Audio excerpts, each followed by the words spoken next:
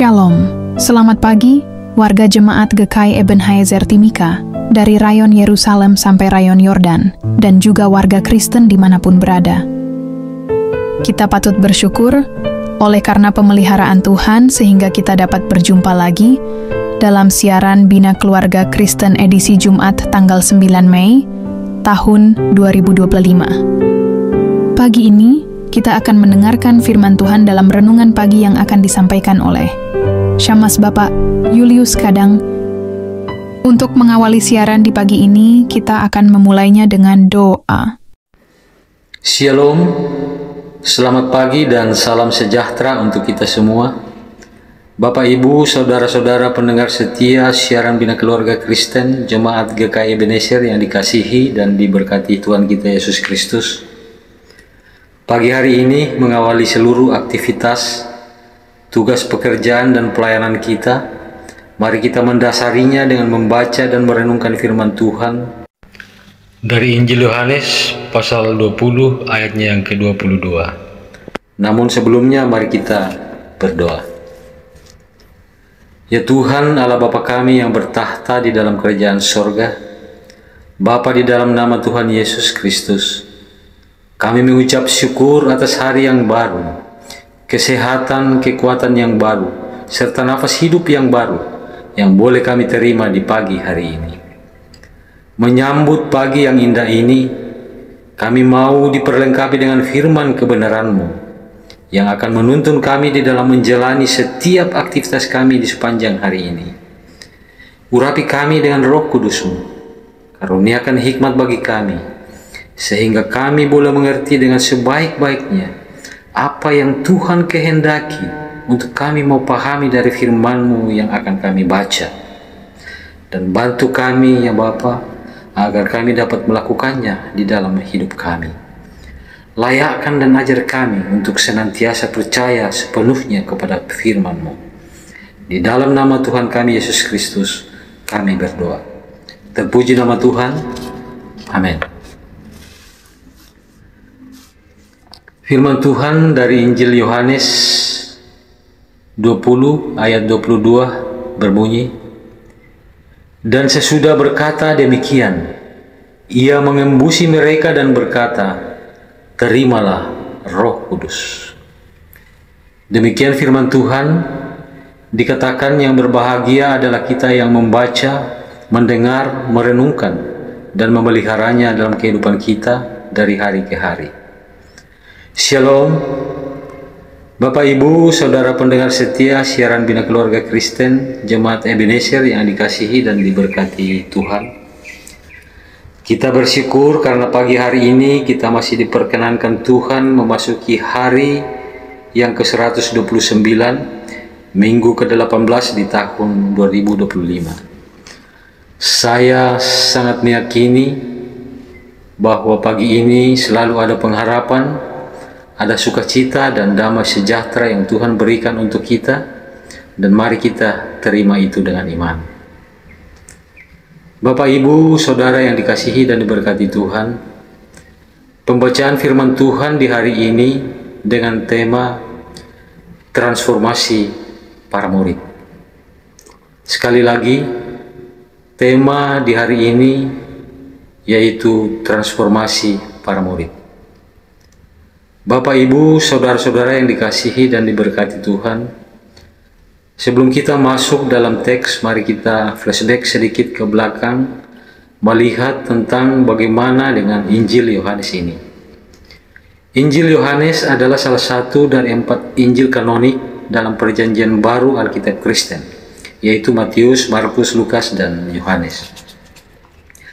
Injil kanonik yaitu Injil yang diakui oleh gereja sebagai Injil yang diilhami secara ilahi dan secara konsisten meneruskan tradisi para rasul.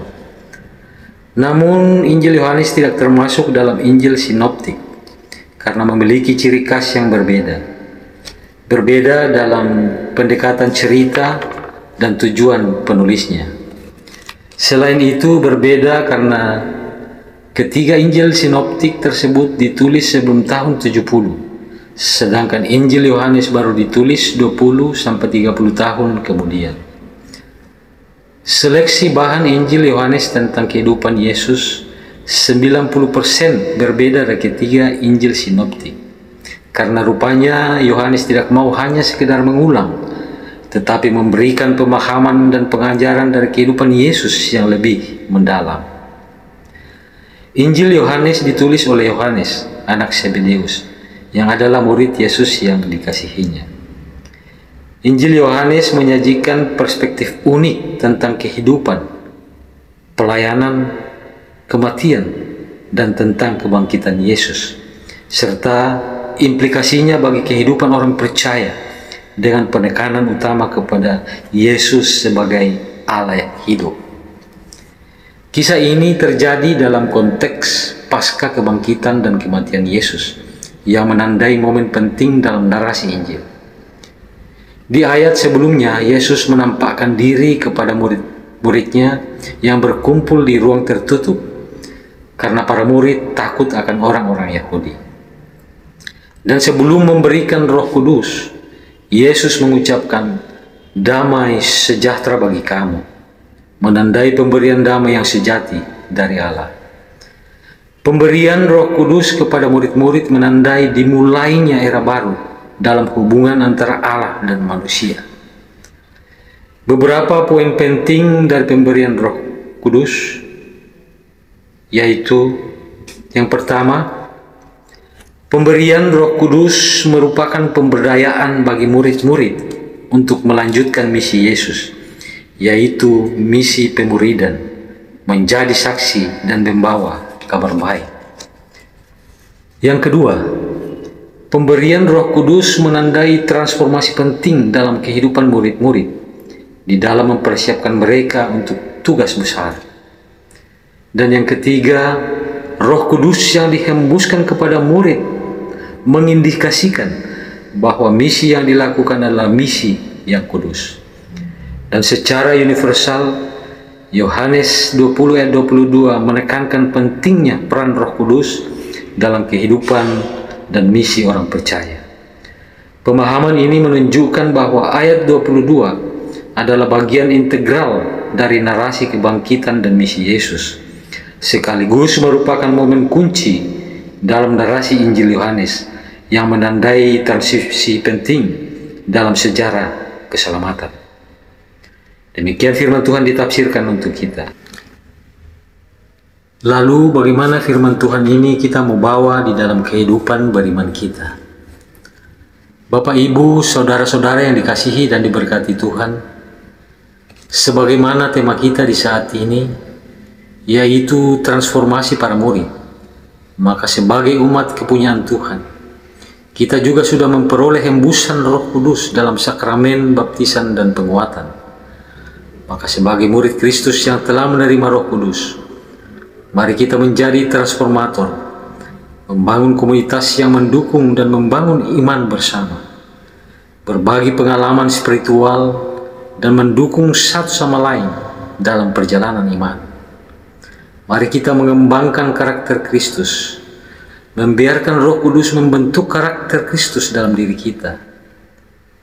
Kita menunjukkan buah roh seperti kasih, sukacita, damai sejahtera, kesabaran, dan kemurahan hati. Melayani orang lain dengan kasih dan empati, sebagaimana yang telah Tuhan Yesus contohkan kepada kita. Menjadi berkat bagi orang-orang di sekitar kita melalui tindakan nyata. Lalu berani mengambil risiko dalam mengikuti Yesus dan menjalankan misinya. Berani menghadapi tantangan dan kesulitan dalam menjalankan panggilan. Mari kita senantiasa menjadikan firman Allah sebagai pedoman dan sumber kekuatan dalam menghadapi berbagai situasi dan dinamika yang diperhadapkan kepada kita sebagai murid Kristus. Kiranya saya dan saudara-saudara dapat hidup dalam kuasa Roh dan menjadi saksi kasih Kristus di dunia. Tuhan memberkati kita dengan firman-Nya. Amin. Mari kita berdoa. Dimuliakanlah namamu ya Bapa di bumi dan di sorga.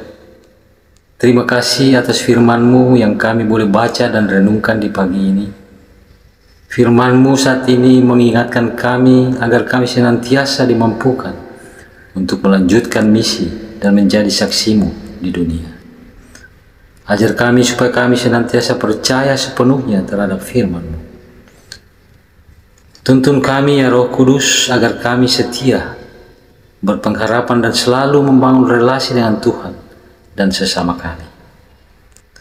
Bapa Surgawi, kami bersyukur atas gereja-Mu dan panggilan yang ada di dalamnya untuk melayani-Mu.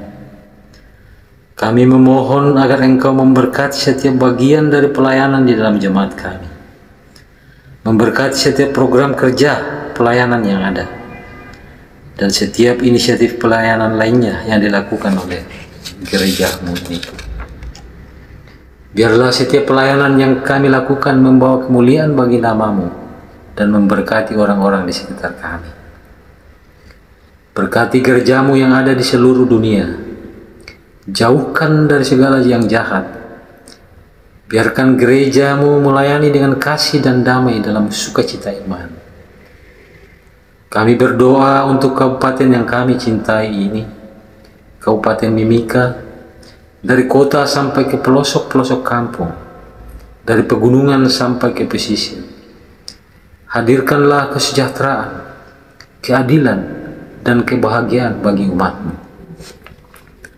Bapa Surgawi, berkati kami dalam sepanjang hari ini, dalam segala tugas dan aktivitas kami, dalam studi, dalam pekerjaan, dalam usaha, pelayanan, dan dalam segala hal.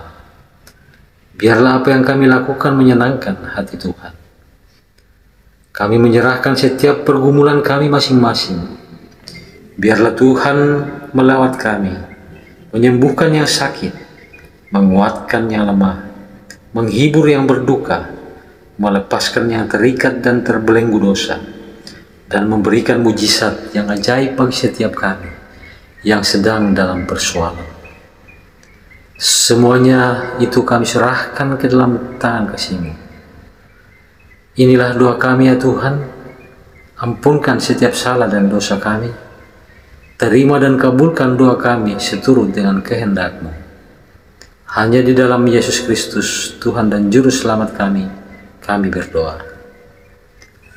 Anugerah Allah Bapa dan kasih karunia Tuhan Yesus Kristus dan tuntunan kuasa Roh Kudus menyertai kita sekalian, saat ini, terus kekal, selama-lamanya. Amin. Bapak, Ibu, Saudara-saudara yang dikasihi dan diberkati Tuhan, siaran Renungan Bina Keluarga Kristen Jemaat Ebenezer telah selesai. Atas nama Majelis Jemaat, kami ucapkan terima kasih. Selamat menjalani rutinitas di hari ini. Tuhan menjaga, Tuhan menolong, Tuhan menopang, dan Tuhan melindungi. Shalom dan selamat pagi. Demikianlah renungan firman Tuhan yang telah kita dengar di pagi ini. Kiranya Tuhan Yesus Kristus akan menyempurnakan firman-Nya bagi kita dan memberikan kita kekuatan dan menyertai kita dalam aktivitas dan kerja kita di hari ini. Tuhan Yesus memberkati. Shalom.